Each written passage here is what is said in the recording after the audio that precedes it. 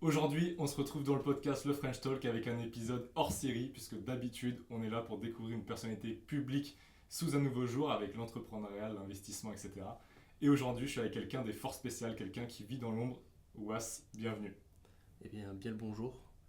J'ai passé du coup la majeure partie de la dernière décennie dans les forces spéciales et dans un régiment spécialisé uniquement dans le renseignement.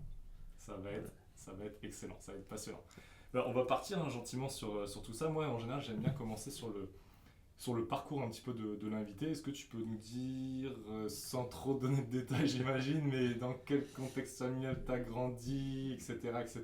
Plus niveau, si tu veux, valeur que les gens comprennent un petit peu, sans donner de zone évidemment, parce que je sais qu'il y a plein de trucs à pas donner. J'ai grandi dans la région parisienne, d'une famille tout ce qu'il y a de plus normal, de parents immigrés qui ont été enseignants dans l'éducation nationale et qui le sont toujours, et qui m'ont toujours inculqué des valeurs de travail et de respect de l'autre, d'être assez ouvert d'esprit, d'être curieux sur les différentes cultures et de surtout, on travaille quand on veut quelque chose, il faut se donner les moyens pour l'avoir.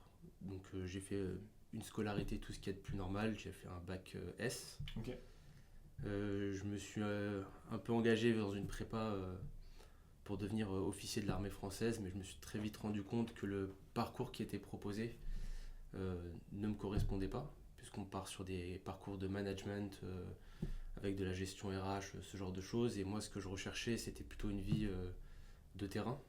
Je me suis réorienté vers l'opérationnel pur. Donc, à la fois sur tout ce qui va être les grades de militaire du rang, sous-officier, et recommencer une carrière au plus bas pour remonter Ok. petit à petit, en fait. On va y venir gentiment sur cette partie-là. Est-ce que on peut faire un point sur ton enfance, le collège, lycée, quel genre d'élève t'étais, aussi dans les lieux que tu as côtoyé, parce que tu disais banlieue parisienne. Est-ce que tu te sentais déjà en décalage par rapport entre guillemets au milieu où tu grandis, ou comment ça se passe? En décalage, oui et non, parce qu'on est sur un milieu, à cet âge-là, on n'a pas toujours les mêmes Ouais. préoccupations. J'ai eu des parents qui m'ont très vite mis au sport, ça a été une obligation, quel que soit le sport qu'on veut faire. On fait une activité physique, c'est important. J'ai eu la chance de faire du conservatoire parce que justement pour eux, avoir une ouverture culturelle, c'est important. Ok. Une enfance, tout ce qu'il y a de plus normal au final. Après, j'ai eu la chance effectivement de pouvoir m'extirper de la zone où j'ai grandi en allant en classe prépa, donc en mettant une distance physique et du coup en changeant, on va dire, en rencontrant d'autres mentalités, d'autres personnes qui n'ont pas du tout les mêmes cursus que moi, qui n'ont pas grandi dans les mêmes familles, euh, aussi bien de l'ancienne famille française descendante de la noblesse que des personnes qui ont grandi à l'étranger et qui sont arrivées en France beaucoup plus tard. Donc une belle ouverture d'esprit au final sur cette période-là de ma vie. Ok. Et c'est à partir de quel moment où tu vas commencer à capter que tu as envie d'aller t'engager dans une voie plus armée? Euh, Je pense que c'est en première, je fais une première S, du coup, dans l'idée, je veux être ingénieur, faire des hautes études, etc. Sauf que je me rends vite assez compte que être dans une salle de cours ou être derrière un bureau, c'est pas quelque chose qui me plaît. Donc du coup, je recherche un peu ce qui me plaît. J'ai envie de bouger, de voyager, de côtoyer d'autres cultures. Donc du coup, je me réoriente un peu naturellement sur les forces armées, parce que c'est quand même un métier qui te permet de voyager assez ouais. facilement. Après, d'autres se disent, moi je veux faire de l'infanterie, donc ce qui est vraiment du combattant pur et dur. C'était pas forcément ce qui m'intéressait, puisque dans ma recherche et dans ma réflexion, la partie renseignement, pour moi le renseignement c'est le nerf de la guerre. Comme dans le monde civil, l'information pour une entreprise ça vaut de l'or. Dans le monde des armées, le renseignement c'est la base de toute action et c'est ce qui permet aussi bien d'éviter des problèmes que de mener des actions dans le bon cadre. Ok. Voilà. Je vois. Et du coup, là, après, quand du coup, on accélère sur la partie enfance. Il y a des détails qui sont qu'on peut pas forcément livrer. Mais quand tu décides de t'engager, c'est tu vas sur la voie armée classique et après là au moment du recrutement ils disent t'as un profil un peu particulier, on va te proposer un truc un petit peu spécial justement ou tu rentres dans la voie classique et c'est toi qui fais tes choix d'aller dans une section où tu finis plus tard. C'est plutôt la première option. En fait, je vais passer les tests CSO, donc les tests qui sont communs à n'importe quelle personne qui s'engage. Donc ça c'est quoi si tu peux un petit peu raconter? C'est quoi ça? C'est sur l'armée classique en fait? En fait, ouais, dès qu'on veut s'engager dans l'armée, on a des tests de recrutement à passer. Donc c'est à la fois des tests psychotechniques, des tests de culture générale, de réflexion, des tests physiques qui sont communs à n'importe quel soldat. Et en fonction de nos résultats à ces tests, on peut prétendre à certaines unités ou d'autres. Quand tu dis soldat, est-ce qu'on prend vraiment... parce que je pense dans la tête des gens, et moi le premier, quand je vois un soldat, je me dis c'est un gars qui est avec l'arme, qui est sur le terrain, mais est-ce que du coup tous ceux qui sont en cuisine, ils sont aussi militaires? Donc du coup c'est vraiment un test global pour tout le monde, le RH, le comptable de l'armée? Exactement. Okay. En fait, il faut bien saisir la nuance. Quand on est militaire, le métier premier c'est soldat. Okay. Et après on a une spécialité. Okay. Donc qu'on soit RH ou comptable ou commando des forces spéciales, notre métier premier c'est soldat. Ensuite on a des spécialisations qui vont différer en fonction de nos capacités physiques, en fonction de nos envies aussi. Parce que tout le monde n'a pas envie de sauter d'un avion, certains adorent la montagne et vont dans des unités de montagne justement. Ok, donc là tu arrives sur ces premiers tests. Ouais. Du coup, tu vas passer et après, du coup, gentiment, tu vas être... Exactement. En fait, je passe ces tests. Je veux un régiment en particulier. Donc, je voulais être absolument sous-officier en cavalerie pour aller dans un régiment en particulier. Malheureusement pour moi, ce régiment-là ne recrute pas à ce moment-là. Donc, on me laisse deux choix. Soit je me représente dans un an. Donc, moi, perdre une année, ça m'emballait pas des masses. Soit on me dit... faudra commencer plus bas en tant que militaire du rang et là il y a du coup mon régiment, le 13e régiment de dragons parachutistes qui a des postes à pourvoir en militaire du rang. C'est quoi militaire du rang? Ça va être les grades les plus bas en fait. Okay. Dans la chaîne militaire on va avoir le militaire du rang qui est le socle. Au-dessus on va avoir la partie cadre de contact avec les sous-officiers et encore au-dessus toute la partie manager, l'équivalent. Donc tous les officiers de lieutenant à général. Voilà. Donc il y a plusieurs tranches. Chaque tranche a des postes qui lui sont dédiés et des métiers qui lui sont dédiés. Un peu comme si on fait un parallèle dans la vie civile, ça va être fonction hospitalière. Le militaire du rang va être l'équivalent de l'aide-soignant. Au-dessus on va avoir les infirmiers, les sous-officiers et encore au-dessus les officiers, les médecins. Okay. Voilà, c'est le parallèle le plus simple que tout le monde puisse le comprendre. Et donc là, tu commences à aller... Donc en fait, on fait les tests et après, tu es affecté à un premier régiment. Et après, c'est quoi le stade? Parce que tu arrives du civil, tu as une formation de X temps. Comment ça se passe un petit peu Alors, quand tu es militaire du rang, on t'affecte directement à ce régiment, à ton régiment. Okay. Au choix, donc pour moi ça a été le 13e régiment de dragons parachutistes. Est-ce qu'avant tu as un socle, un tronc commun de par exemple un an de formation commune à tous les militaires? C'est ça. En fait quand on s'engage, on va faire ce qu'on appelle les classes. Donc on nous apprend à être un soldat. Le socle de base, les classes sont exactement les mêmes, quelle que soit la spécialité qui est choisie. Donc ce qui permet d'avoir Quand on parle de marcher au pas, tout le monde sait ce que c'est marcher au pas. Les cadres d'ordre, tout le monde a les mêmes. Le programme et le socle sont vraiment les mêmes. Ensuite, on bascule sur le stage parachutiste, okay, qui nous permet de porter le fameux béret rouge que tout le monde connaît. Et seulement une fois qu'on a validé ces deux étapes, on commence ce qu'au régiment on appelle la filière, donc qui est vraiment le socle de formation qui est propre au régiment. Et ce stage-là est unique. Le programme de la filière n'est pas du tout le programme qu'on peut retrouver chez les commandos marines ou au 1er PMA de Bayonne ou au 4e RHFS, donc les hélicoptères des forces spéciales. Et toi, quand tu veux choisir ton régiment, du coup, c'est-à-dire que tu fais tes classes, ils demandent un petit peu à tout le monde où vous voulez aller, c'est-à-dire que tu dois arriver avec déjà un projet, un petit peu de carrière. Alors, tu choisis ton régiment ou c'est eux qui vont t'aiguiller en fonction de tes capacités? Alors les classes sont faites au sein du régiment, directement. Okay. Dans le cadre des régiments de forces spéciales. Donc toi, tout de suite, t'allais dans un régiment Ouais, force spéciale. directement. Ça a été mon premier et seul régiment. Et ça, tu peux le choisir par toi-même ou c'est eux qui t'ont directement placé un petit peu là? Alors dans la partie... J'imagine que les forces spéciales, comme on le dit, c'est des forces spéciales, donc les gens sont spéciaux, il y en a pas, c'est ça. c'est pas la majorité des gens. Donc comment on fait si on veut s'engager dans des forces spéciales en général? Deux options. On a soit ce qu'on va appeler l'engagé volontaire initial, donc moi. Donc on passe nos tests CSO, donc les tests pour rentrer dans l'armée. Après ça, on a des entretiens avec des recruteurs du régiment. Et c'est eux qui vont décider si oui ou non ils nous prennent pour rentrer au sein du régiment. Une fois qu'on est rentré au sein du régiment, on va faire nos classes dans le régiment, le stage parachutiste et s'engager sur le cursus de spécialisation du régiment qui lui est commun à tous les opérateurs du régiment. Donc ça c'est l'option 1, donc celle que moi j'ai faite. Et il y a l'option 2, donc l'engagé volontaire ultérieur, qui lui a déjà fait 2-3 ans ailleurs dans l'armée. Ok. Aussi bien, il a très bien pu être dans l'infanterie, donc en combattant, il a pu être RH ailleurs, mais il a envie de changer. Donc là, il va passer des tests de recrutement, qui sont à la fois physiques, psychologiques, etc. Et on se rejoint tous au moment de la filière, donc à ce stage-là. On est aussi bien mélangé avec des gens qui ont 6 mois d'armée et qui découvrent encore le monde militaire que quelqu'un qui a 5 ans, 6 ans d'ancienneté dans le milieu militaire. Ok.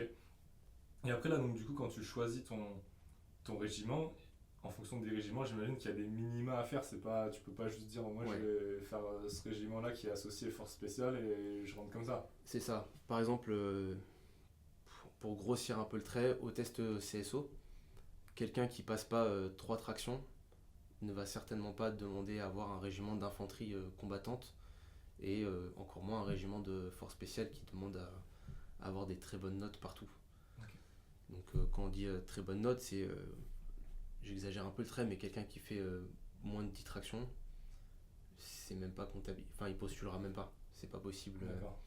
On est sur des exercices physiques de force brute, donc ça demande de l'entraînement, etc. Pareil, il y a les tests de course à pied. On fait le test du Luc Léger, donc celui qui s'arrête à palier 4 quand il y en a 7 ou 8, bah, c'est pas possible. Il y a quand même un niveau physique de base qui est demandé. C'est quoi justement un petit peu les niveaux physiques de base et les niveaux physiques de base force spéciale?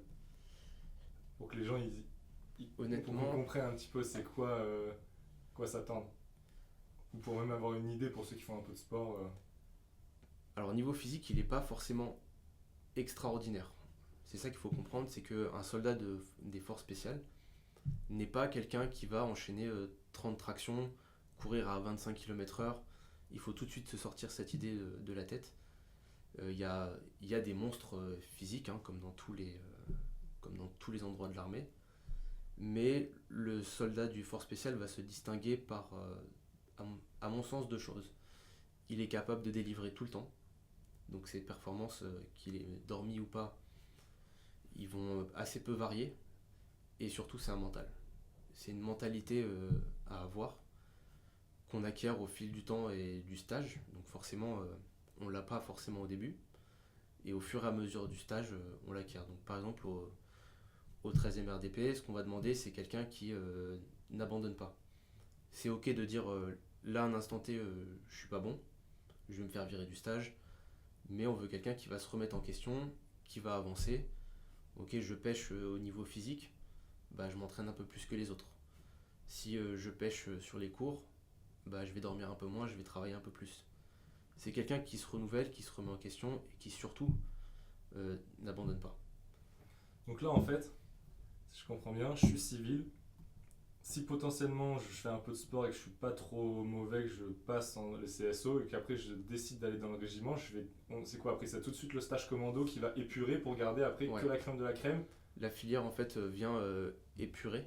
Alors on vire assez peu les gens de ce stage, Ok. à moins de faire une faute grave.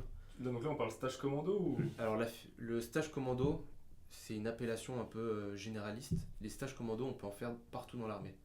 En fait, le commando n'est pas un métier. Ok. Donc, c'est vraiment une façon de travailler. Donc pour ça, on va au SNEC, donc le Centre National d'Entraînement Commando. Et on peut aussi bien faire des stages commando qui sont communs avec d'autres unités et des stages commando qui sont un peu plus spécifiques pour certaines unités. Après, on a des stages qui sont spécifiques au régiment de force spéciale. Par exemple, donc 13e RDP, on appelle ça la filière. Chez les commandos marines, ils appellent ça le stage co. À Bayonne, ils vont appeler ça le stage rapace. Voilà. Le programme va différer parce que c'est des unités qui ont des besoins particuliers et qui surtout vont... c'est pas les mêmes métiers. Entre quelqu'un qui fait du renseignement et quelqu'un qui fait de l'action, on n'a pas du tout les mêmes attentes et pas du tout les mêmes façons de travailler. Ça c'est intéressant. Est-ce que tu peux détailler vraiment en fait la partie renseignement et action? Parce que c'est vrai que du coup en général on voit force spéciale, on pense tout de suite à ce qu'on voit dans les films, les séries, mais les podcasts qu'on a pu déjà écouter. C'est les gars, ils sont en groupe, ils vont sur le terrain, ils vont faire ils arrivent, c'est des bistouris, ils vont vraiment faire une opération millimétrée. Renseignement, c'est différent. C'est ça, le renseignement, le but c'est d'importer des informations au commandement et aux forces politiques pour pouvoir prendre des décisions éclairées. Il y a aussi bien du renseignement qui va être à fin d'action, donc ça va être vraiment en amont d'une opération. Exactement, préparer les itinéraires d'infiltration, savoir quel type de bâtiment, où est la cible, parce que attaquer, faire un assaut vertical, donc à partir d'un hélicoptère sur un hôtel, c'est pas la même chose que travailler sur un village au fin fond d'une vallée. Donc toute cette partie-là de renseignement, c'est nous qui allons la faire, et eux après vont pouvoir faire l'action. On va aussi avoir du renseignement d'ambiance. On va avoir des missions qui sont dans des pays qui sont parfaitement stables, mais les pays autour ne le sont pas. Le fait d'assurer une présence et de discuter avec les gens, de participer à des entretiens, de voyager un peu, on va dire, dans ces pays-là, permet d'avoir l'ambiance générale de la région, ce qui parfois est beaucoup plus intéressant que juste avoir une cible, puisque si on dit qu'il ne se passe rien, c'est déjà faire du renseignement. Un exemple, si on prend un bon exemple en ce moment, si je vois une colonne de chars d'assaut qui avance sur une route, c'est du renseignement. Si je ne vois pas une colonne de chars d'assaut sur une route, c'est aussi du renseignement. La colonne, elle n'est pas là, donc c'est bien que l'itinéraire emprunté par les forces adverses n'est pas présent. Donc c'est un travail qui est sur le long terme, à la différence d'un groupe action qui va travailler sur un instant précis. Une libération d'otages, l'attaque d'un village pour arrêter un chef de guerre. Le renseignement, très souvent, c'est des missions ponctuelles et parfois il peut se passer 2, 3, 6 mois avant qu'on puisse réellement apporter une plus-value. En fait, vous venez, par exemple, là, tu dis un chef de guerre dans un village, vous justement, vous allez sur la zone pendant 6 mois pour trouver quel village, trouver qui c'est, où il est, ses habitudes, et une fois que vous avez tout cartographié, c'est transféré à un groupe d'action qui va venir, 3 jours, ils débarquent sur site, ils font la mission. Voilà, c'est ça, ils vont faire leur mission qui va être l'arrestation ou la capture d'un chef de guerre. Ok. Il y a un truc, tout à l'heure, je fais un petit flashback, tu as dit qui m'a un peu perturbé, tu as dit dans le stage, on vire pas grand monde. Alors, c'est marrant parce que sur les podcasts qu'on peut écouter avec d'autres groupes d'action, justement, ils disent le stage co, on arrive, on est peut-être 50, il en reste à la fin 4 par section. Quoi. Et dans le chien, c'est différent. Alors, justement, il en reste très peu à la fin.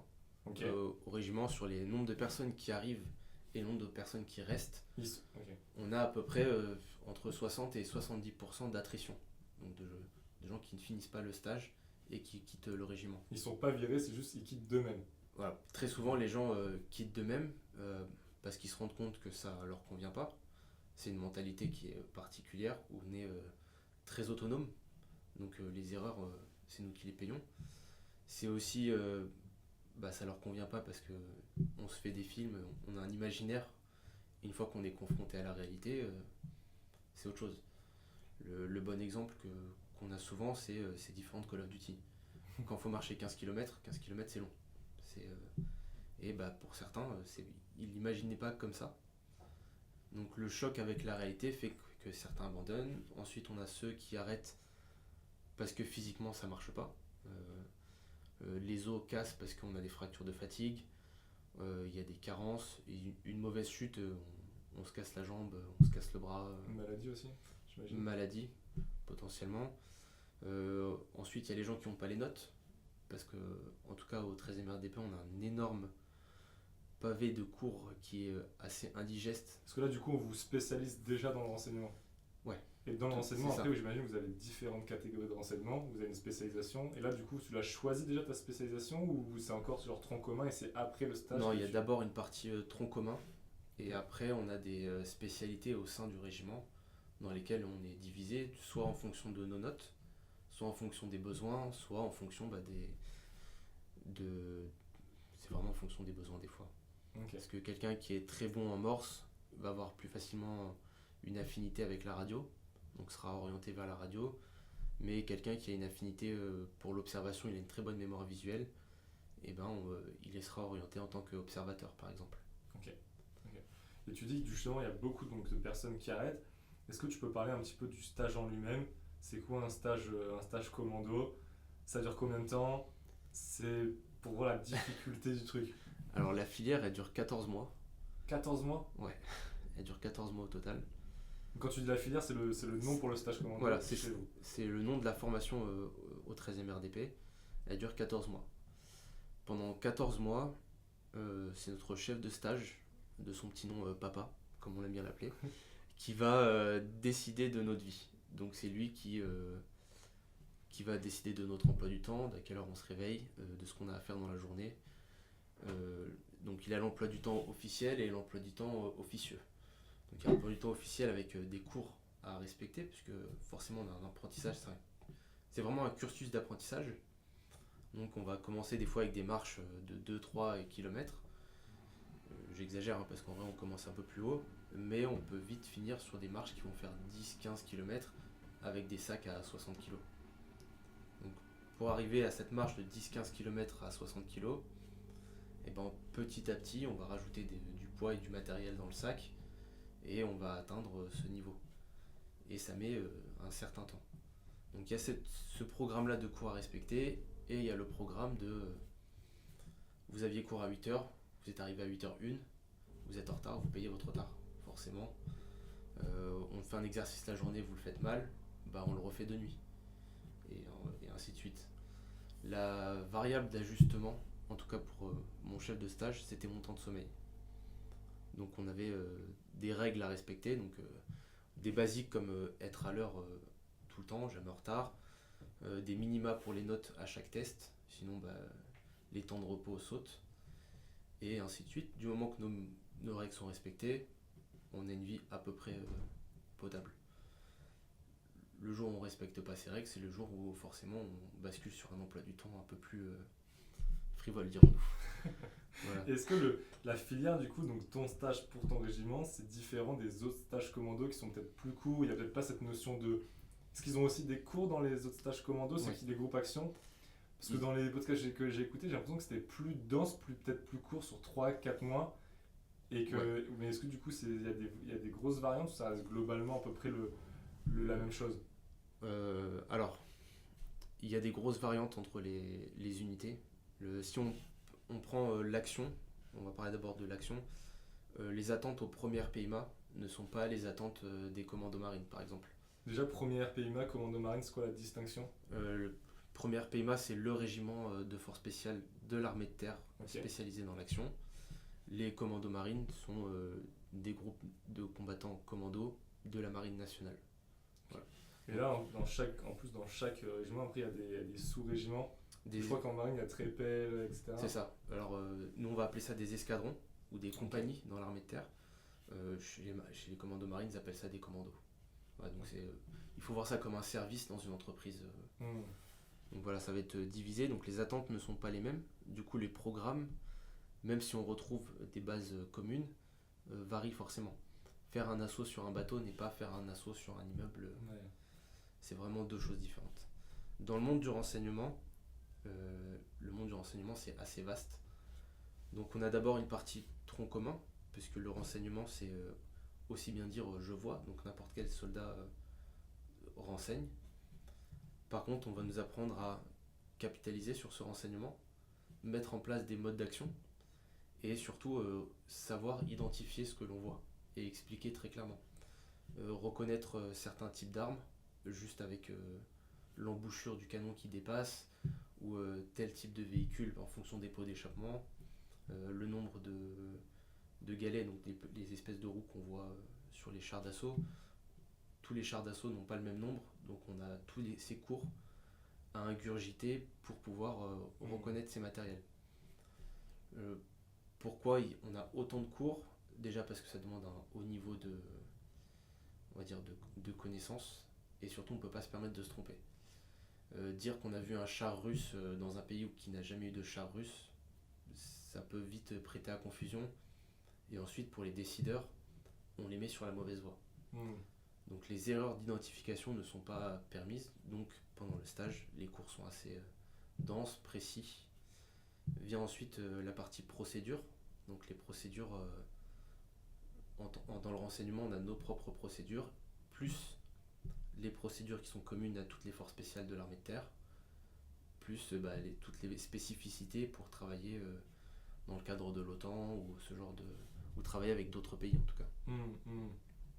Est-ce que justement après, quelqu'un qui est dans le renseignement, j'imagine que du coup tu as aussi le tronc commun pour t'es aussi un soldat d'élite d'un point de vue physique, d'un point de vue combat, d'un point de vue tir.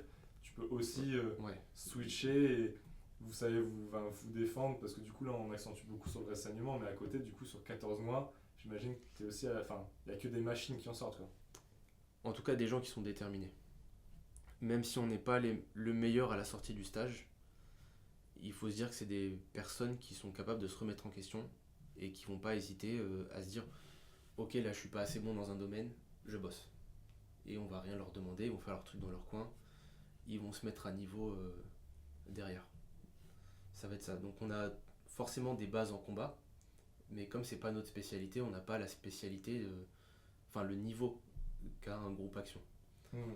En revanche, comme on évolue assez souvent seul et dans des zones où on n'a pas de groupe action avec nous, et loin derrière ce qu'on va appeler la ligne de front, on doit être capable déjà de se défendre, parce qu'on est peu nombreux, donc c'est des groupes qui varient entre 6 et 10.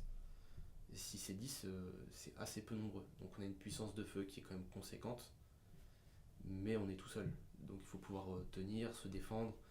Il faut aussi pouvoir saisir une opportunité. Si on tombe nez à nez avec la cible qui nous intéresse et que là il y a l'opportunité, on doit être en mesure de saisir l'opportunité. Sur décision du commandement bien sûr, mais il va falloir pouvoir le faire. Si on ne peut pas attendre 6 heures qu'un groupe action arrive, ou 3 heures, ou peu importe le délai. Il faut pouvoir... C'est-à-dire que potentiellement, des fois, vous pouvez vous transformer en groupe action et... Si c'est demandé, on n'aura certainement pas le niveau de ces groupes action, mais on a les bases et un niveau quand même assez solide pour pouvoir mener une opération jusqu'au bout. On espère ne pas le faire, parce que dans ce cas-là, ça veut dire que la mission a totalement changé. Pareil, ouvrir le feu dans le renseignement, c'est faire un aveu d'échec. C'est-à-dire qu'on a été détecté, du coup la mission elle n'est pas du tout remplie jusqu'au bout, dirons-nous.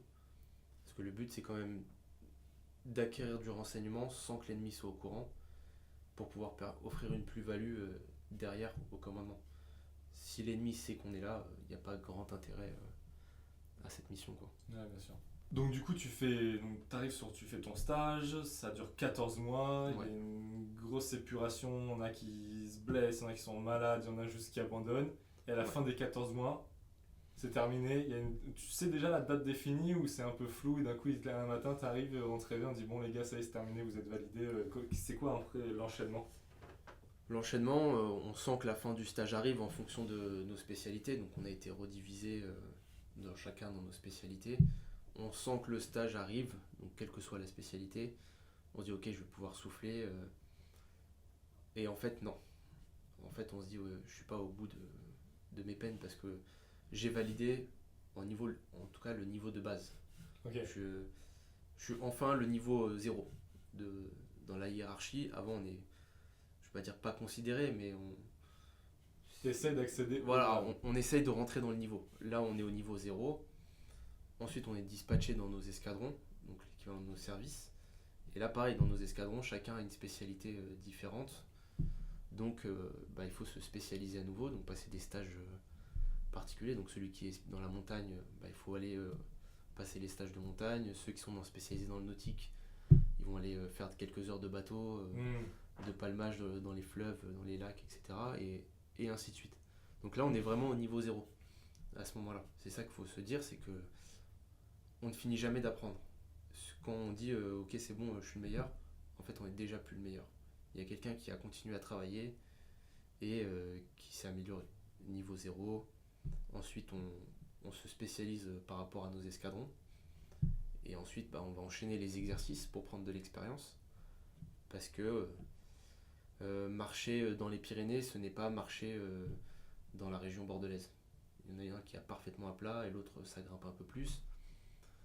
Et tous les modes d'action vont être mis en fonction des scénarios des exercices après.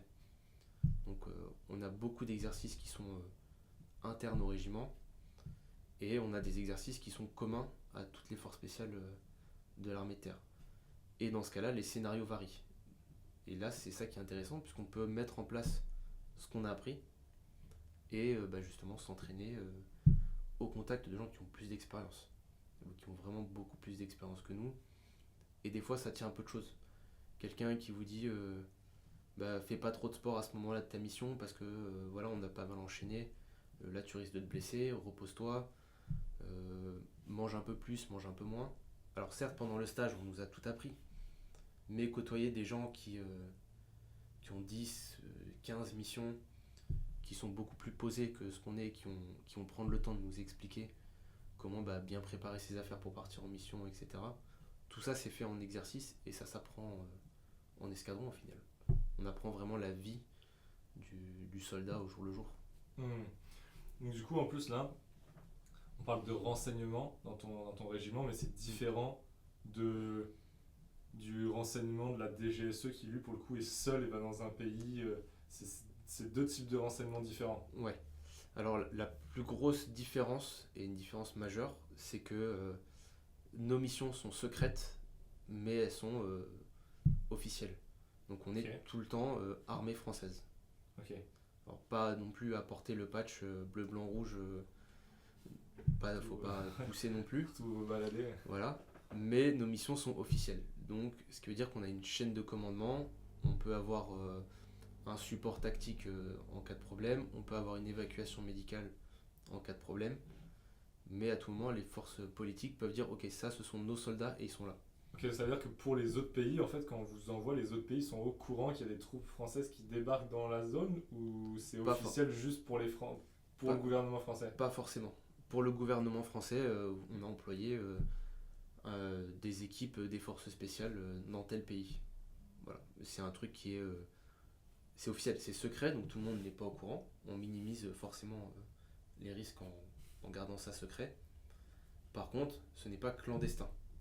Le propre de la DGSE, c'est qu'il travaille en clandestin. Ce qui est une énorme différence, puisque du coup, toute cette chaîne de support, ils n'en bénéficient pas. Ils en ont peut-être une, mais c'est entre eux. C'est-à-dire que la différence, c'est que si à un moment donné, la mission elle part un peu en cacahuète, ouais. Vous pouvez être, entre guillemets, avoir un groupe action qui peut venir vous aider, vous êtes évacué, etc. Exactement. Alors qu'entre guillemets, un agent de la DGSE, comme il n'est pas censé être là, on le laisse dans sa merde parce qu'il a une légende, il est genre boulanger, boulanger, tu te démerdes, on va pas te chercher. C'est ça. En fait, la grosse différence, elle est là. Okay. C'est vraiment aussi tout le cadre légal qui va changer entre une opération de la DGSE, une opération des forces spéciales et une opération conventionnelle. C'est vraiment le cadre légal et le cadre d'emploi qui va changer. Ok, très clair. Très clair. J'ai une question, je fais encore un flashback sur le stage commando parce que je pense à un truc qui fascine pas mal le public, c'est le coxage. Est-ce que tu peux expliquer ce que c'est et si tu l'as eu toi dans la filière et Alors dans la filière, il est prévu, il est au programme. Par contre, tout le monde s'en fait un monde de ce... Est-ce que déjà tu peux expliquer un petit peu ce que c'est? En gros, le coxage, c'est qu'on va simuler une capture et le fait qu'on soit otage. Donc, ce qu'il faut tout de suite se sortir de la tête, c'est que je ne vais pas parler. On finit tous par parler à un moment donné. La question, c'est quand. Le but du coxage, c'est de toucher du bout du doigt ce moment où on se fait capturer, on est un peu maltraité et on se fait interroger. Juste pour nous mettre en condition, ne serait-ce que voir la réalité, on voit peut-être 1% de ce qui est possible de faire dans la réalité, mais juste toucher du doigt ce moment d'incertitude, le moment où on se fait capturer, comment je vais réagir à tel ou tel moment. Donc ça, c'est une simulation, mais vous savez pas quand ça arrive, mais quand ça arrive, du coup, tu sais que c'est la simulation. Et c'est quoi l'état d'esprit? Est-ce que tu sais que c'est faux, donc tu risques rien? Est-ce que les mecs, ils poussent le truc vraiment loin et ils peuvent vraiment... Ça dépend du chef de stage en fait. Ok. Ce qu'il faut vraiment comprendre, c'est que le chef de stage, il a une part plus qu'importante dans comment il fait son stage. Il a le programme qui est obligatoire, qui est imposé, qui lui aussi évolue en fonction des années. Mais la mentalité de son stage va varier énormément en fonction du chef de stage. Donc on peut avoir le chef de stage qui est très orienté sport, donc ils vont faire 2 séances de sport par jour, en plus des activités physiques, donc forcément au bout d'un moment le corps il lâche. Et on va avoir le chef de stage qui va, comme le mien, fixer des règles dès le départ et qui attend du professionnalisme. Qui dès le départ nous considère comme des professionnels, nous fixe des règles et attend qu'on soit au rendez-vous. Si on n'est pas au rendez-vous, on paye le prix, mais si on gagne des droits au fur et à mesure. Donc chaque chef de stage va insuffler sa mentalité et du coup les personnes qui sortent de chaque stage ont des modes de fonctionnement très différents et des attentes différentes derrière, quoi. Ok. Ça d'ailleurs c'est un point à approfondir. Vous, sur du coup votre régiment, tu dis quand tu pars en mission, vous n'êtes jamais avec à chaque fois la même unité qui est totalement différente des groupes actions où ils sont tout le temps les mêmes ensemble. C'est ça. En fait, le propre du régiment, c'est de fonctionner un peu en équipier constitué plutôt qu'en groupe constitué. Donc, dans la mesure du possible, on va prendre des gens du même service, même escadron, qui se connaissent déjà. Mais si on a besoin d'un droniste et qu'on n'en a pas sous la main, on ira dans l'escadron d'à côté chercher un droniste. Si on a besoin de gens avec des capacités particulières, on ira piocher à gauche, à droite. Si, voilà, en fait, on va plutôt faire à la compétence qu'on doit avoir sur le terrain plutôt qu'au groupe qui se connaît par cœur. Ça pose 2 soucis. Un, on ne se connaît pas forcément au départ, parce qu'on a aussi bien celui qui a enchaîné les missions et qui rencontre le petit nouveau qui vient d'arriver. Donc ils se sont rencontrés 3 mois avant de partir en mission. Ils ne se connaissent pas forcément. Et ça impose à tous les équipiers et toutes les personnes engagées sur cette mission d'être au top niveau. Parce que du coup, il apporte ses connaissances et il est référent dans son domaine. Quelqu'un qui va être spécialisé en dépiégeage, on va compter sur lui. On ne le connaît pas forcément, mais on sait que si on a besoin d'un dépiégeur, ça va être lui qui va s'en occuper dans tous les cas. Okay. À la différence d'un groupe action qui s'entraîne tout le temps ensemble et en gros part en mission ensemble, vit ensemble. Parce qu'ils ont besoin d'avoir des automatismes c'est ça. Répétés. Là au régiment, on compte sur des qualifications et des personnes qui ont un socle de base commun et qui après ont des spécialités. Donc on arrive très bien à travailler tous ensemble, hein. Mais c'est rare, j'ai même jamais fait 2 missions avec les mêmes personnes, par exemple. Ah, c'est fou. C'est fou. Gros avantage, à chaque fois on rencontre des nouvelles personnes, du coup on a des personnalités différentes. On peut avoir des discussions qui sont pas du tout les mêmes, parce qu'on n'a pas tous le même background, comme on dirait. Et on n'a pas du tout la même vision des choses. Entre quelqu'un qui a grandi à l'étranger, qui s'est quand même engagé, quelqu'un qui a grandi dans une cité, quelqu'un qui a grandi dans une bonne famille, n'a pas les mêmes visions, ce qui permet d'avoir des personnalités différentes et surtout de profiter de ce que propose le 13e RDP et qui à mon sens se trouve beaucoup moins dans les autres régiments, c'est la multiplication des qualifications incongrues, j'appelle ça. Parce que dans un même bureau, vous pouvez avoir quelqu'un qui a fait, avant de s'engager, un BTS en dessin industriel, que quelqu'un qui a fait le conservatoire qui est prof de musique, que quelqu'un qui a juste le bac et qui s'est engagé. Hmm. Le fait de mélanger tous ces points de vue et ces façons de réfléchir qui sont quand même différentes apporte des solutions qui sont à chaque fois innovantes. Surtout ça, la grosse plus-value qu'on peut en tirer de ce petit mélange. Ok. Donc stage fini. Après, du coup, c'est là où tu disais que tu arrives au niveau zéro, ça commence. Tu continues de te former, tu as des stages de Ouais. spécialité. C'est ça. Et après, il faut que tu arrives au niveau 1, au niveau 2 pour que tu sois apte à partir en mission. Ou à partir du niveau zéro, si d'un coup il faut envoyer des gens et que tu es un peu le seul de libre dans ta spécialité que tu viens Ça d'acquérir, ça part. C'est ça. À partir du moment où on a le niveau 0, on est apte à partir en mission. Ok. Donc si on finit le stage 3 semaines plus tard, il y a une mission, il faut quelqu'un. Si on passe dans le couloir, ça part, par exemple. Ok. Ça a pas de... Dès qu'on est qualifié, on est apte et opérationnel. Forcément, on n'a pas l'expérience des autres, mais on essaie de niveler avec des gens qui ont beaucoup plus d'expérience. Hmm. Et ils le savent qu'on sort de stage, donc il y a des choses qu'on sait faire, des expériences qu'on a et des expériences qu'on n'a pas, parce qu'on a tous vécu le même stage. Hmm. Voilà, si je dis qu'il faut marcher 10 km ou 15 km avec un sac, celui qui sort de stage sait le faire. Il n'y a pas de problème. Si on commence à vouloir faire une pause de capteur abandonné ou autre, bah, c'est pas forcément lui qui va le faire parce qu'il n'a pas le niveau de maîtrise pour ça. Quoi. Hmm. Donc là, vous êtes en France, vous avez des bases en France quand vous êtes entre Ouais. guillemets en off. Un Enfin, régiment. ouais, classique. Et là, qu'est-ce qui se passe? C'est-à-dire que vous êtes convoqué et on prend 6 à 10 personnes, on dit bon les gars, vous avez été sélectionnés, vous partez, c'est quoi? C'est un timing serré? On dit dans un mois on part? Ou c'est quoi un petit peu la Alors, vision sur une mission? Ça va la- assez vite? Alors ça dépend. On a soit des roulements qui sont programmés, donc Ok. comme tous les régiments de l'armée de terre, donc il faut remplacer les personnels en mission. Et on a des personnels qui sont d'alerte. Les personnels d'alerte, pareil, il y a une durée qui est variable, donc ça peut être de 48-72 heures à un mois. Donc voilà, ça varie en fonction. Ça, on nous dit, c'est au jour le jour. Vous passez dans le couloir, on vous dit, ou tu pars en mission la semaine prochaine, ou tu pars en Ok. mission dans 2 semaines, ou je t'ai mis sur le prochain départ, donc dans 3 mois. Voilà, ça c'est au jour le jour.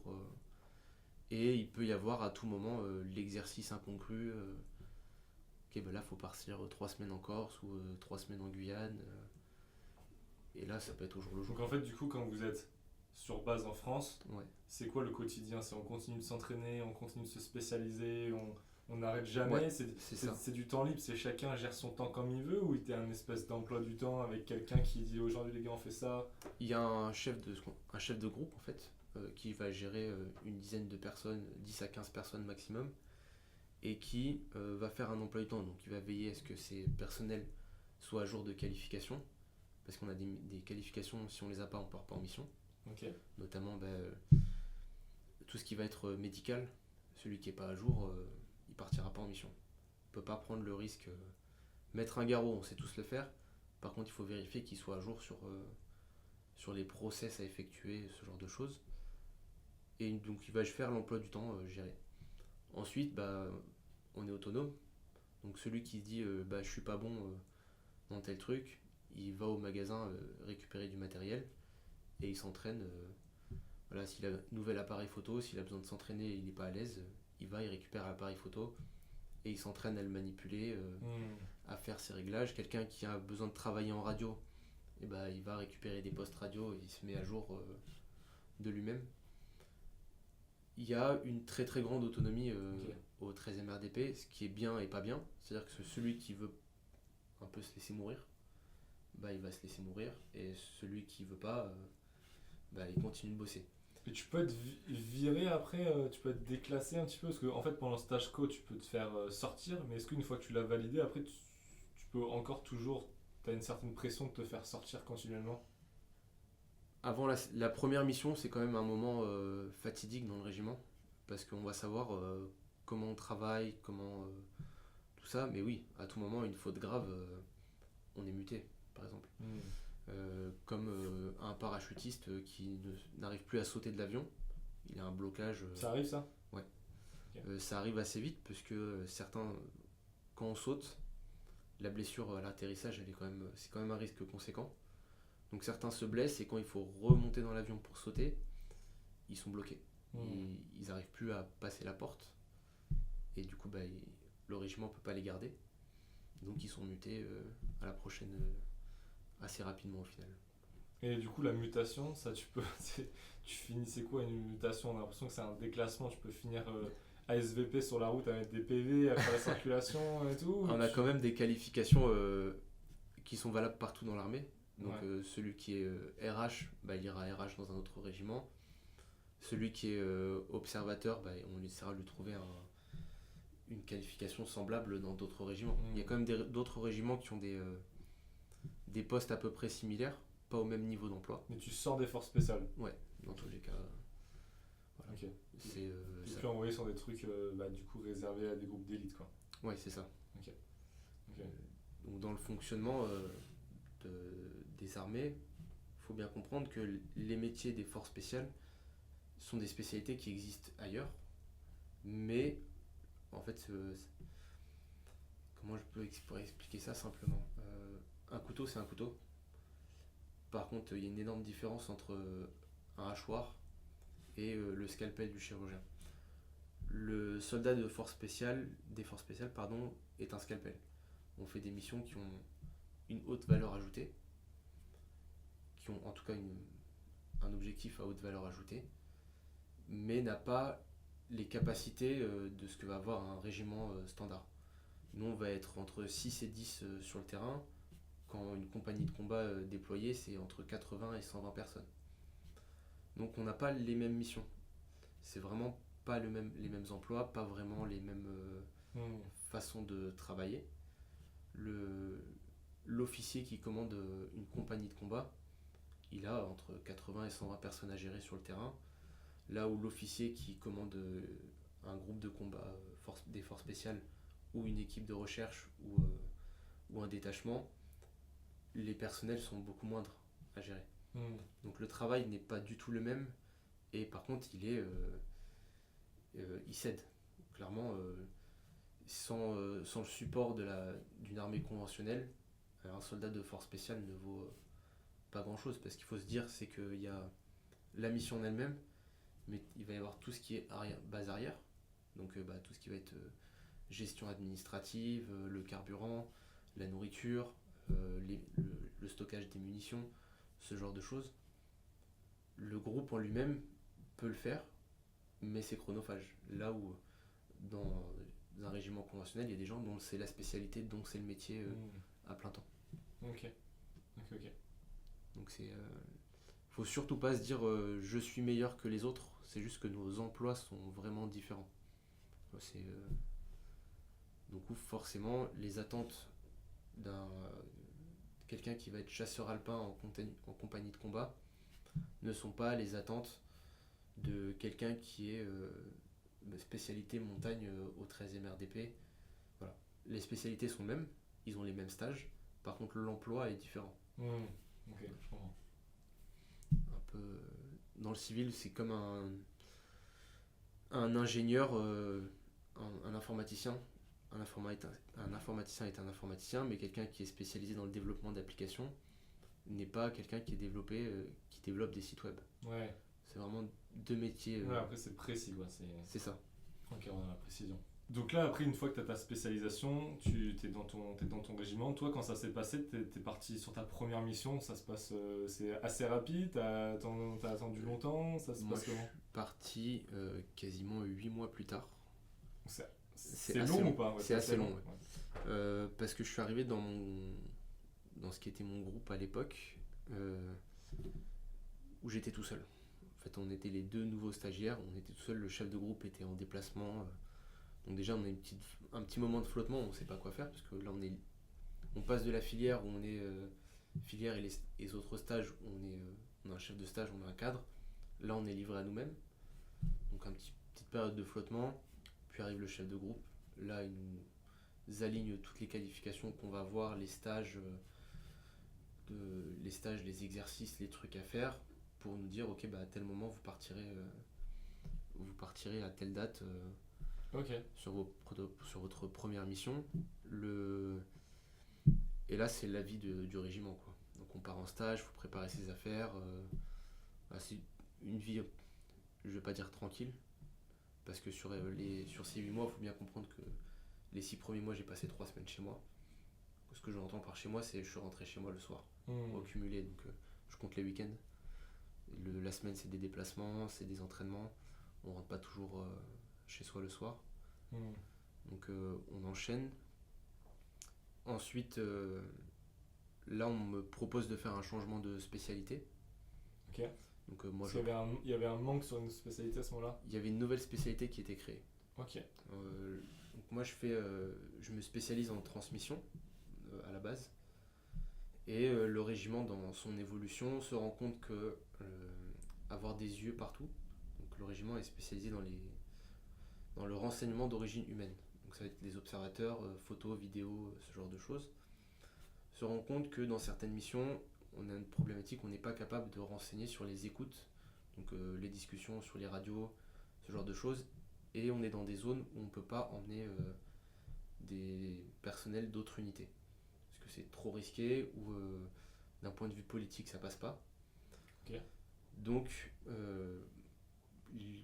petit coup de chance, je suis au bon endroit au bon moment, je parle déjà d'autres langues, ça répond à peu près à toutes les demandes. Donc là, on me demande si je veux pas me changer et passer dans ce qu'on appelle l'appui électronique.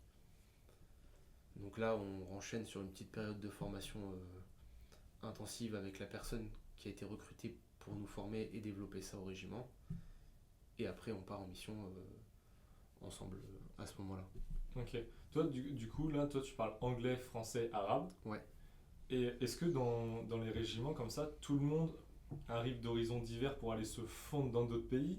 C'est-à-dire, est-ce que par exemple, moi, tu vois, je suis breton, est-ce qu'on m'envoie en mission dans des pays de l'Est où les gens, entre guillemets, sont, je dis blanc, je mets des guillemets parce que c'est pas de notion, mais genre on va m'envoyer dans des trucs où je vais pouvoir me fondre, tu vois, où on va dire, bah lui, il ressemble à un Norvégien, on l'envoie en Norvège, parce que j'imagine qu'il y a aussi des missions dans des pays comme ça. Mais est-ce que toi, du coup, on t'a envoyé tu pourras enfin, dans une zone globale d'Afrique, mais est-ce que du coup tout le monde est recruté pour une vision plus lointaine Non. de se dire cette personne-là, on va pouvoir l'envoyer sur ce terrain d'opération, ou c'est Pas du tout. pas du tout? Ok.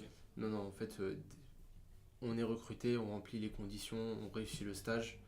C'est déjà tellement sélectif et il y a tellement d'attrition qu'entre un blond aux yeux bleus et quelqu'un qui a des origines maghrébines, arabes, on va pas faire la différence. En l'occurrence, si on a quelqu'un et qui a une spécificité vraiment compliquée à voir, j'entends par là qui parle déjà une langue qu'on n'a pas au régiment, forcément on va l'orienter vers des théâtres d'opération où il apporte une plus-value non négligeable. Compliqué de se dire j'ai quelqu'un qui parle arabe mais je l'envoie pas dans un pays où ça parle arabe. Parce que tout de suite, il est capable de débloquer des situations avec des choses simples. Parce que très souvent, juste prendre 2 minutes pour dire bonjour, comment ça va, prendre 2 secondes, bah ça apaise les tensions, ça débloque des situations. Mais on peut pas se dire je recrute un blond aux yeux bleus parce que je vais aller en Norvège. Okay. Ça marche pas okay.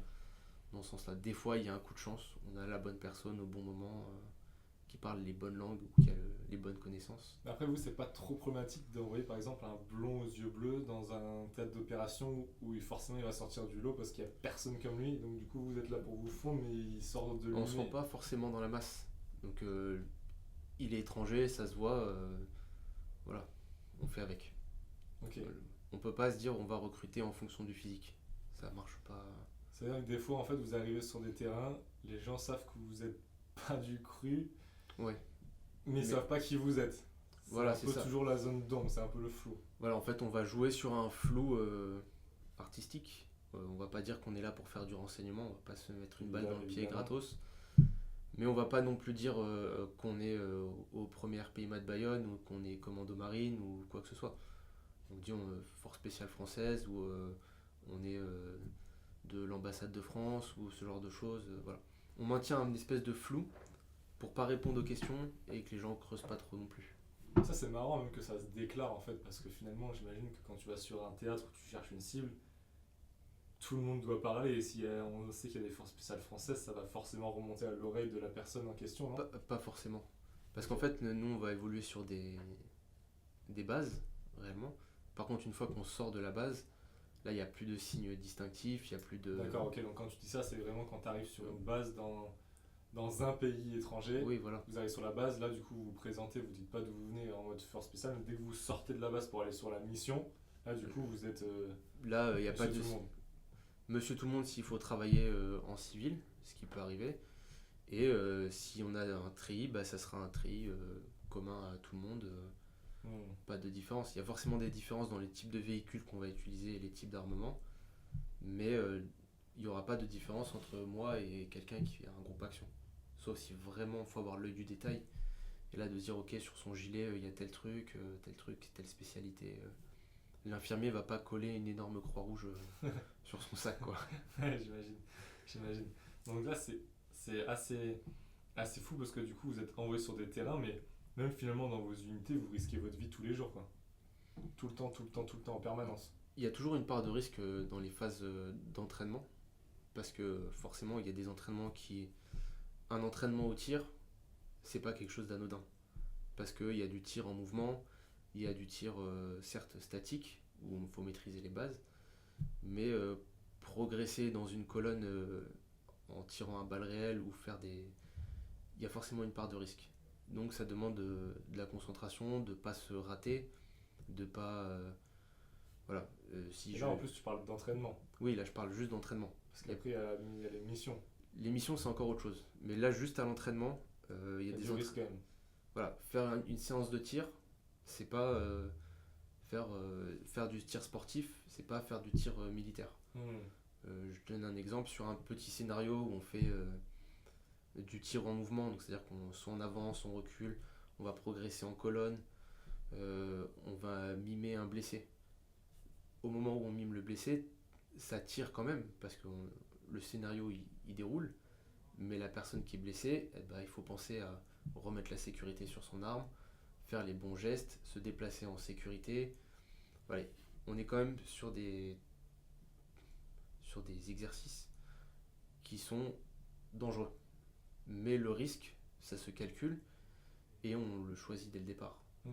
Il y a beaucoup d'accidents comme ça sur de l'entraînement Non. dans les bases armées, non, c'est rare. Non, c'est très très rare les accidents. En tout cas, quand moi j'y étais, c'était assez rare parce que les gens sont très professionnels. Voilà, il n'y a pas de... On vérifie tout à deux. Voilà, il n'y a pas de... Il y a forcément des erreurs parce que des fois, bah, le... allez, au plus simple, faire une erreur, c'est ok. J'ai fait mon retrait de chargeur, j'ai pas vérifié que j'avais une cartouche en chambre. Ça peut arriver. Par contre, je fais mon chargeur, enfin je fais mon retrait de cartouche. Il y a une séquence à appliquer. Elle est appliquée bêtement à chaque fois. Et il y a une revérification qui est appliquée à chaque fois. Hmm. Euh, Faire une petite bêtise, ça arrive. Par contre, les accumuler, non. Ça n'arrivera pas.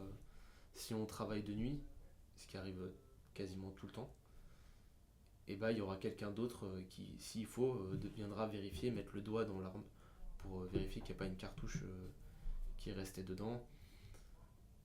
Nous, on respecte des procédures très strictes pour tout ce qui est armement, pour le travail en général, et on se auto-surveille et on auto-vérifie tout le monde. Ok. C'est pas parce que je mets mon harnais, parce que je vais monter dans l'hélico, que je vais juste le mettre et basta. On a quelqu'un qui va venir vérifier que le harnais il est bien accroché, bien. Hmm. L'erreur n'est pas Toujours une permise. double vérification. C'est le minimum Hmm. pour tout. Hmm. L'erreur n'est pas permise. Ouais, parce qu'après là c'est de l'entraînement, mais quand vous êtes en mission, si après la moindre petite erreur, elle peut avoir des conséquences énormes. Bah, en mission, il faut rajouter le stress, en fait. C'est tous ceux qui diront non, mais le stress, ouais, j'ai pas peur de mourir, c'est des conneries. Tu sais, d'ailleurs, c'est sans doute même plus faux parce que j'ai l'impression que tous les gars que j'ai pu écouter, ils ont peur de mourir. Et c'est peut-être justement ça qui fait qu'ils sont si bons, c'est parce qu'ils sont peut-être aussi conscients de ça et ils font gaffe à plein de trucs. En fait, la peur, euh, basiquement, la peur, c'est ce qui nous maintient en vie. Ok. La peur de je vais pas me jeter d'un bâtiment dans le vide, c'est ce qui naturellement nous maintient en vie. Par contre, il faut apprendre à dominer ses peurs. Voilà. Sauter d'un avion quand il est à 200 mètres du sol, c'est cool quand ça fait du base jump. Ouais. C'est moins cool quand on est chargé à 150 kg et que la limite du parachute c'est 200 ou je donne des chiffres au hasard, hein, et que la descente elle va durer 30 secondes ou 40 secondes, qu'on va s'éclater au sol parce que tactiquement c'est la meilleure solution, mais c'est pas naturel Hmm. de le faire. Il faut apprendre à dominer sa peur et à partir de là on peut commencer à travailler. Ça veut pas dire qu'on n'a pas peur, ça veut pas dire qu'on n'est pas stressé, ça veut juste dire qu'on a appris à gérer notre stress et qu'on a appris à dominer nos peurs pour quand même délivrer le résultat qui est attendu. Hmm. A contrario, je pense que je peux m'avancer pour quasiment tout le monde. On va faire une séance de saut en parachute. Celui qui me dit moi j'ai pas peur, je me jette, bah, je m'éloigne le plus possible de lui. Parce que c'est celui qui se dit ça qui potentiellement va créer un accident, enfin un incident qui va ensuite créer un accident et on va finir avec des blessés là où il n'y a pas forcément Hmm. besoin quoi. Hmm. Du coup, après là, tu pars en mission. Évidemment, on peut pas citer de date, des théâtres d'opération, des trucs qu'on a pu voir dans la presse, etc. Mais c'est quoi un petit peu l'état d'esprit quand la première fois t'es appelé en mission? Est-ce que du coup t'es excité, est-ce que t'as été formé pour ça? Mais est-ce que du coup t'es aussi de dire en mode oula, là c'est la vraie vie, c'est-à-dire que si je me fais attraper, c'est plus le coxage, c'est que le gars il va me. Enfin, comment ça se passe? Et après, une fois que t'es sûr. J'imagine que autant la deuxième, la troisième, tu vas commencer à avoir l'habitude, même si à chaque fois tu vas être sur tes gardes, mais je pense que la première, est-ce que tu as un état de stress qui est Ouais. énorme, mais tu as été formé pour le gérer? Enfin, ça se passe comment? En fait, ça se fait surtout dans la continuité. Parce que chaque exercice qu'on fait est abordé un peu comme une mission, donc c'est le même type de préparation, les mêmes façons de préparer sa caisse de départ, le même type d'arme. En fait, ça se fait dans la continuité, mais on sent que c'est l'aboutissement des 2 ans de galère qu'on a fait avant, de stage, de blessures, d'évolution, que ce soit sur le cadre professionnel ou personnel. Et en fait, c'est la concrétisation de ce moment-là. Une fois arrivé en mission, on est sur des vrais objectifs. Fini le, le terroriste qui ressemble bizarrement à mon encadrant de stage ou des choses comme ça. Ouais. Non, on est sur des gens, on voit à leur tête que c'est pas des enfants de cœur. Les briefings sont beaucoup plus copieux parce que là, forcément, les forces en place sur le terrain ne sont pas les mêmes. Il y a des situations géopolitiques qui vont varier en fonction des théâtres et on n'est pas forcément au courant de tout. En exercice, le scénario est maîtrisé. Voilà. Le plus gros problème, ça va être, s'il n'y a pas de gros problème, ça va être le chasseur qui marche dans la forêt et sur qui on tombe, quoi. Là, les erreurs peuvent vite coûter très cher, à la fois sur la sécurité de son équipe et sur la sécurité de la mission, la réalisation de la mission et au-delà sur un plan politique. Tout simplement, il y a des choses, comme ces missions sont secrètes, on n'a pas forcément envie de finir sur BFM TV, sur France 24 ou sur Al Jazeera Ouais. tout de suite, quoi. Ouais, bien sûr. Et du coup, toi, ta première mission, t'es dans quel état d'esprit quand tu pars, t'arrives sur la base, du coup, dans le pays? Et même après, quand tu sors de la base, la première fois que t'es dans le convoi, j'imagine que tu vas sur site pour commencer à. D'ailleurs, quand tu vas sur site, est-ce que du renseignement ou vous allez sur peut-être des fois 3-4 jours d'affilée dans une planque dans un immeuble, ou c'est toujours Ça- des allers-retours à la base? En fait, ça va dépendre des missions et du contexte dans lequel on est. On peut soit avoir ce qu'on va appeler des touch and go, donc on part de la grosse base et on fait la mission, on revient 72 heures, une semaine après. Soit on va avoir des missions qui sont beaucoup plus longues, on part pour 3 semaines, un mois. Dans ce cas-là, il y a toute la partie logistique à gérer. Mais vraiment, ça dépend. Il n'y a pas de cadre type. C'est surtout ça qu'il faut comprendre. On a une base de travail, des procédures, des façons de travailler, et qui sont un socle solide qui ne bougeront pas. Et après, on s'adapte. Hmm. Donc quelqu'un qui me dit non, c'est comme ça, comme ça, comme ça, comme ça, ok. Mais la réalité fait que je ne peux pas appliquer cette méthodologie. Donc je décline mon socle de base pour l'adapter à ma mission. Donc forcément, les missions qui sont prévues pour 48 heures, j'ai pas besoin des mêmes vivres, j'ai pas besoin des mêmes nombres de piles. En fonction de mon objectif, si c'est renseigner sur une offensive, je sais que je vais suivre l'offensive, donc je vais avancer avec. Donc le retour à la base ne sera pas forcément faisable. Voilà, c'est une mission, ça se prépare, ça met quand même pas mal de temps à préparer parce que l'erreur peut coûter vite très cher, hein. Et inversement, il faut être capable au coup de sifflet de dire ok, là dans 10 minutes je pars. Donc il y a vraiment cette capacité d'adaptation qu'il faut avoir et surtout ne pas être trop rigide parce que c'est pas faisable. Mais du coup, en gros, c'est très rare la mission où tu pars de la base et tu reviens le soir, tu dors à la base. T'es amené à dormir dans des. C'est quoi, tu dors dans des planques Parce que quand tu vas dans un centre d'opération comme ça pour enseigner, du coup, soit t'es en tri, soit t'es en civil, c'est ce que tu disais tout à l'heure. Ouais, sur base, oui. Et du coup, quand tu pars même ne serait-ce que tu disais 72 heures, j'imagine qu'à un moment donné, il faut bien quand même dormir à un moment donné. T'es avec ton équipe, du coup, vous avez. Là, c'est le chef d'équipe qui gère le truc. Soit on dort. Déjà, 72 heures sans dormir, on sait que c'est faisable. Ok. Voilà, parce que pendant le stage, c'est des moments qui arrivent, malheureusement. Ça donne des hallucinations, des trucs. C'est pas forcément un cadre optimal pour travailler. Mais, en fait, la vie sur le terrain, elle se gère. Donc, comme on a l'habitude du stage, des exercices qu'on a fait, on apprend à se connaître. Certains aiment bien prendre certains horaires la nuit, par exemple. D'autres préfèrent travailler la journée.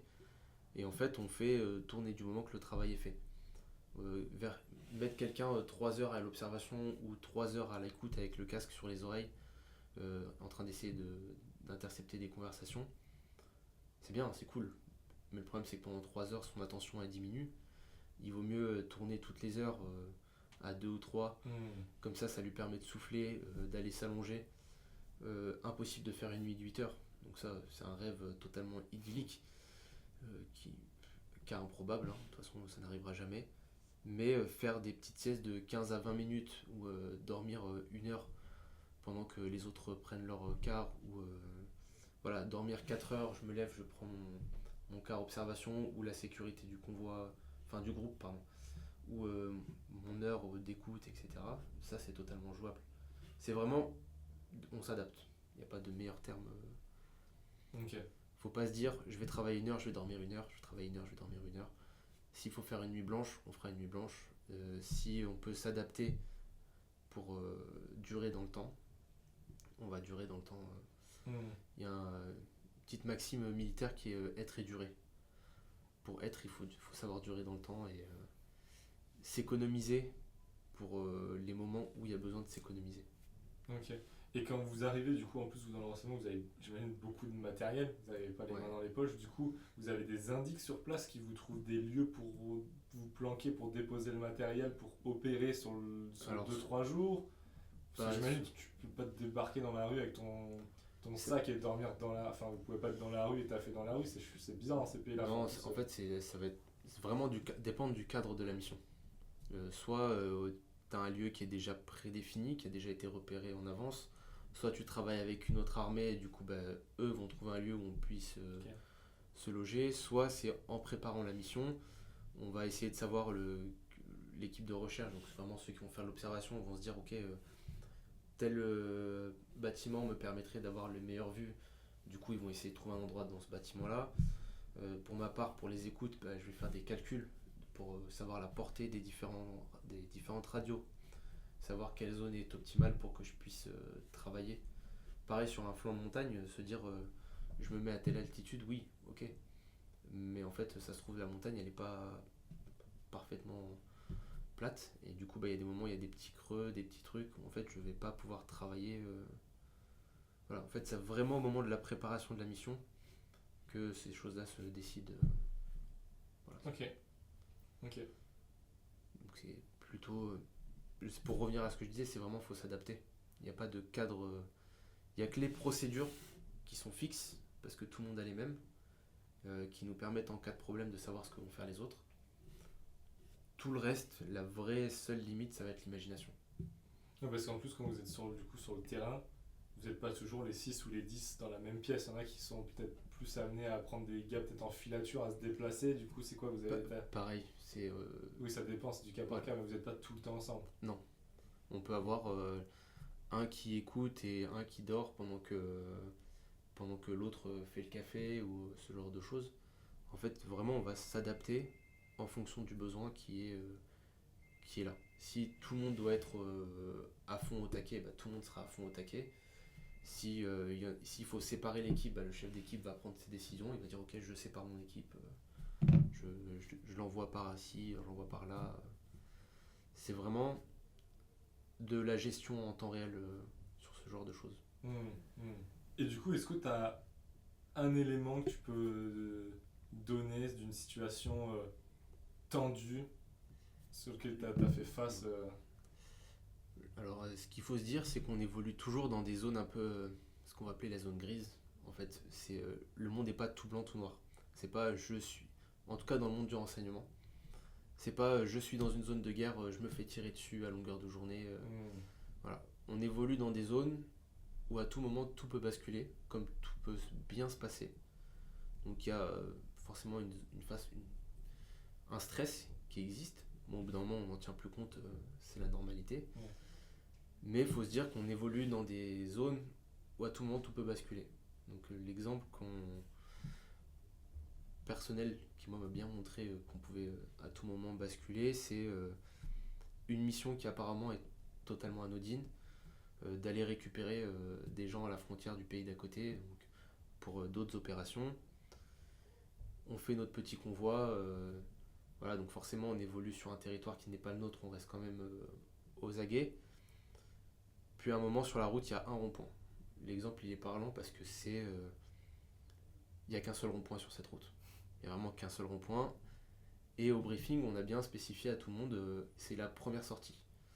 Pourquoi la première sortie? Parce qu'on reste dans une zone, entre guillemets, alliée, amie. Et si on prend une autre sortie, on est territoire hostile. Voilà, territoire en tout cas beaucoup moins copain-copain. Donc, manque de peau pour nous, une partie du convoi suit la discussion et prend la première sortie. Et à un moment donné, il y en a un qui est trop fatigué, en fait, par les heures de route qu'ils ont faites avant, les missions qu'ils ont faites avant, etc.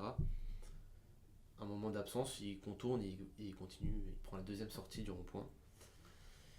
Du coup, on est en zone beaucoup moins copain-copain. Là, il se passe quoi? Du coup, il y a la première partie qui avait bougé qui revient pour soutenir. Non, elle revient pas. Ah ouais. C'est ça le truc, c'est qu'elle continue sa route, parce qu'on va pas revenir et créer potentiellement un suraccident.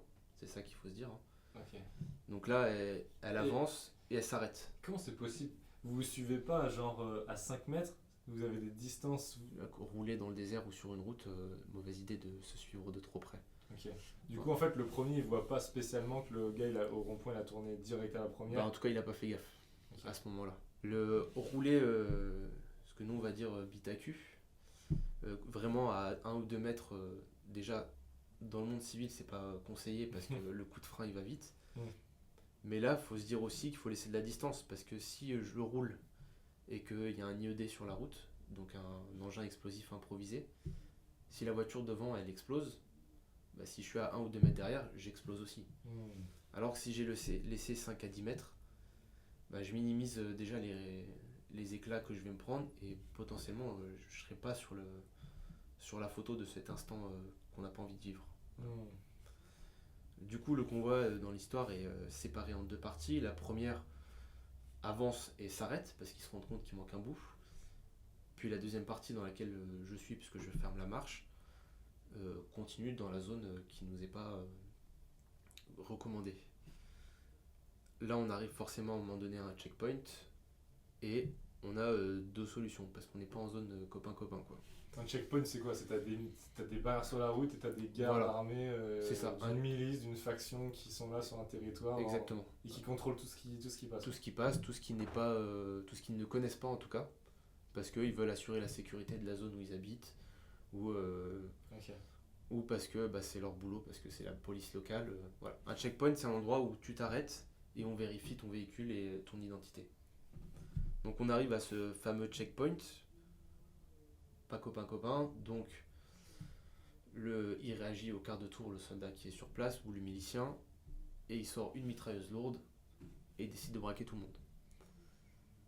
Là, on a beau être sur un véhicule blindé, une vitre blindée, vu la mitrailleuse qui avait été en face, C'est chaud. Ça allait faire des dégâts dans tous les cas.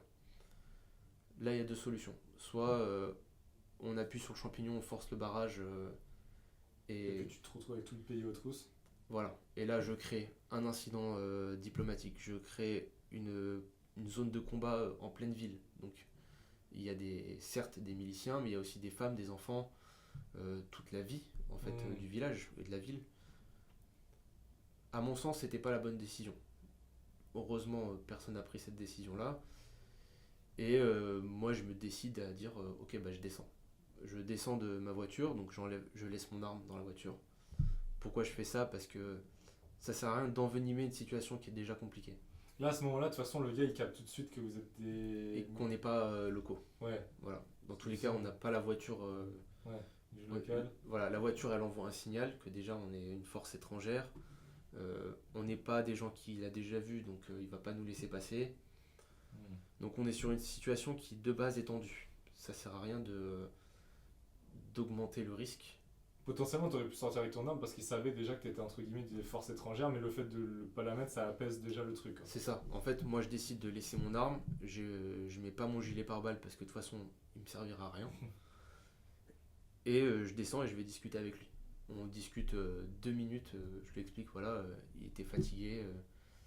Je prends un peu mon pote pour un débile volontairement en disant le tocard là, il écoute pas qu'on lui donne des ordres, etc. Il rigole, la situation redescend, on dit ouais, voilà, on est perdu.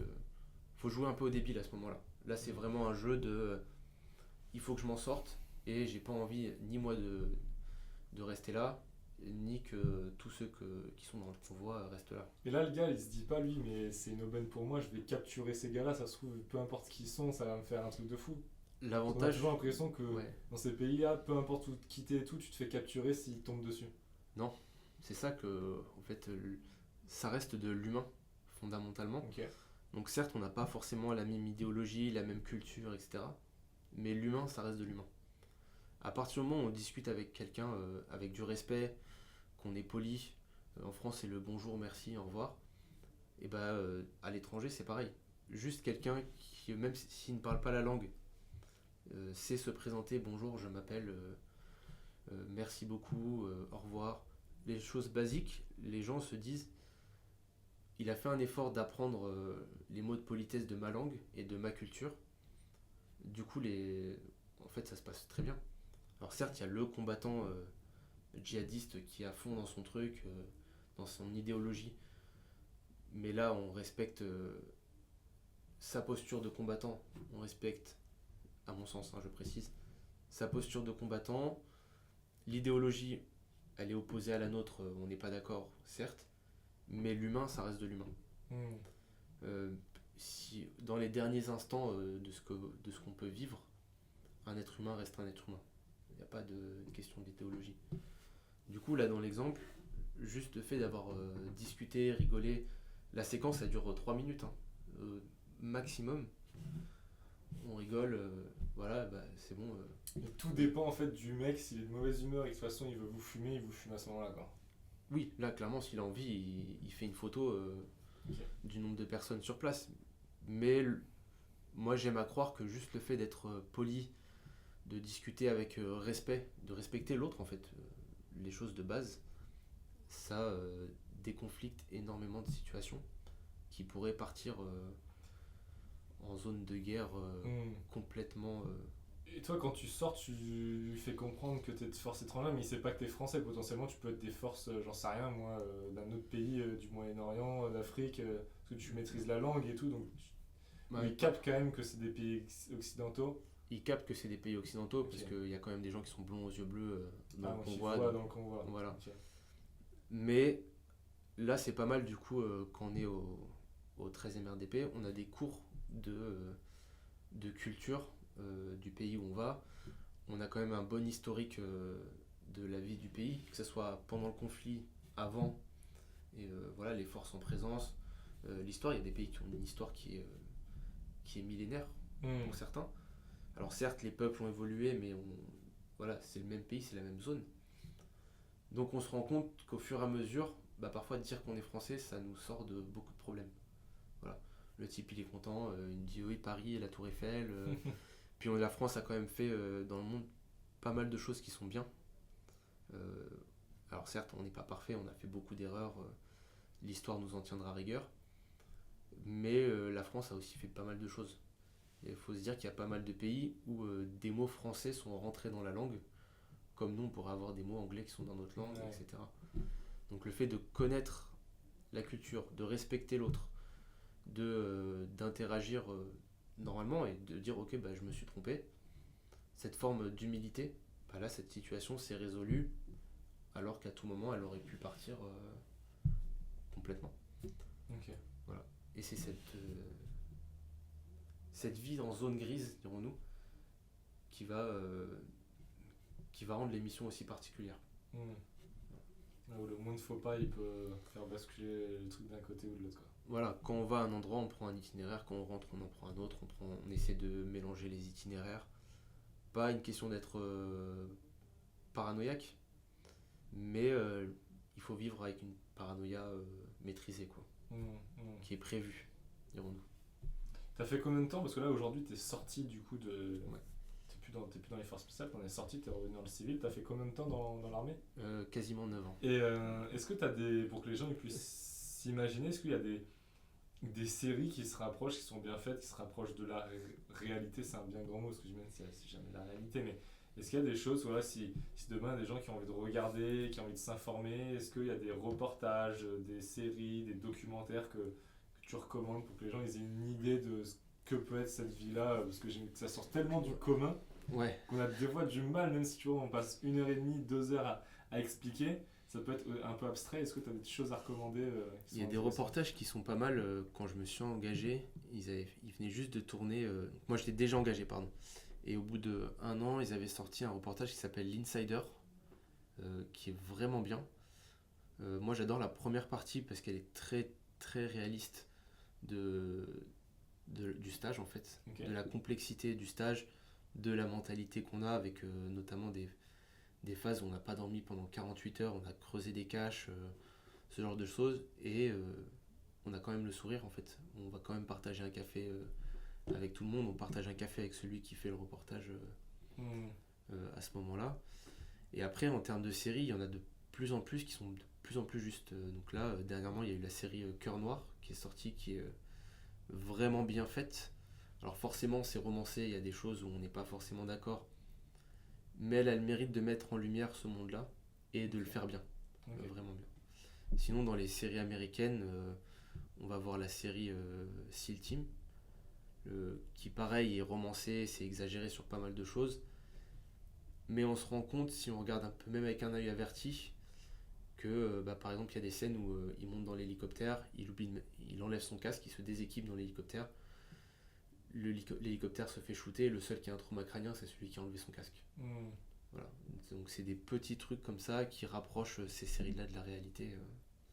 Donc ça, je mettrai les liens dans la description des séries et tout, comme ça les gens pourront aller regarder. Est-ce qu'il y a des bouquins? Parce que là, je parle de séries et tout, mais est-ce qu'il y a des bouquins de gens, bah, pour le coup, là, un bouquin, c'est peut-être encore plus véridique, parce que c'est des Ouais. gens qui racontent. Est-ce que tu as des... Alors sur cette unité-là, il n'y en a pas. Ouais. À la fois, je dis que c'est très bien et malheureusement, parce que ça reste quand même une unité qui évolue dans l'ombre, qui se met pas forcément en avant alors qu'elle devrait. Et ça le permettrait justement d'avoir plus de personnes qui ont envie Hmm. de s'y intéresser, parce que ça reste un milieu qui est passionnant, hein.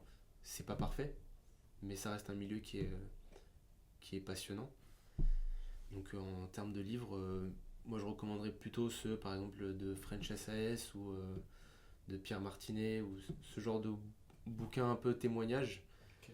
qui permettent de se rendre compte que c'est des vies que certains ont, que aussi de mettre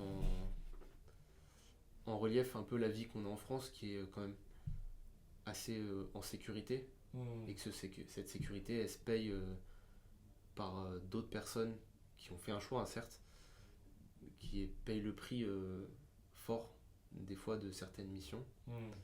Mais voilà, ça me paraît être des livres assez intéressants, qui sont témoignages, qui sont pas, qui sont bien écrits, mais qui sont pas, on va dire, inaccessibles. C'est vraiment Où tout le monde peut le lire, peut comprendre. ouais, assez facilement. Et tu parles justement de ces livres qui sont écrits où les gens sont sortis un petit peu ça. Comment on gère sa reconversion? Est-ce qu'on peut réellement sortir de cette vie une fois qu'on y a entre guillemets goûté? Parce que j'imagine que c'est des vies tellement hors normes, tu vis dans l'adrénaline tout le temps, tu risques ta vie tous les jours, tu remplis des objectifs qui sont tellement importants pour un pays. Est-ce qu'après tu peux rentrer, être dans le civil et faire métro boulot dodo et traiter des mails, et le plus gros risque que tu prends c'est si tu oublies la pièce jointe dans le mail. Enfin, Ouais. est-ce que tu retrouves. Qu'est-ce que tu. Enfin, voilà, comment ça se passe? La première des difficultés qu'on a, je trouve, c'est de savoir reconnaître ses capacités. Ce que j'entends par là, c'est on sait faire plein de choses dans les armées. Je veux dire, en tout cas dans les forces spéciales, le moindre soldat sait faire de la compta, il sait faire de la RH parce que il a été habitué, il sait gérer des équipes parce qu'on l'apprend dès le départ à travailler en équipe. C'est des choses qui dans le monde civil sont très demandées, alors que pour nous c'est tellement normal qu'on ne va pas le mettre en avant. Dans le monde civil, on va chercher des créatifs, alors que le soldat sait être créatif. Hmm, Juste, il n'en a tellement pas conscience, hmm, et c'est compliqué de transposer. C'est sûr que un tireur d'élite, qui s'il va à Pôle emploi et dit je suis tireur d'élite, bon, ça va poser problème. Mais il y a beaucoup de compétences que l'on a qui sont réutilisables dans le civil.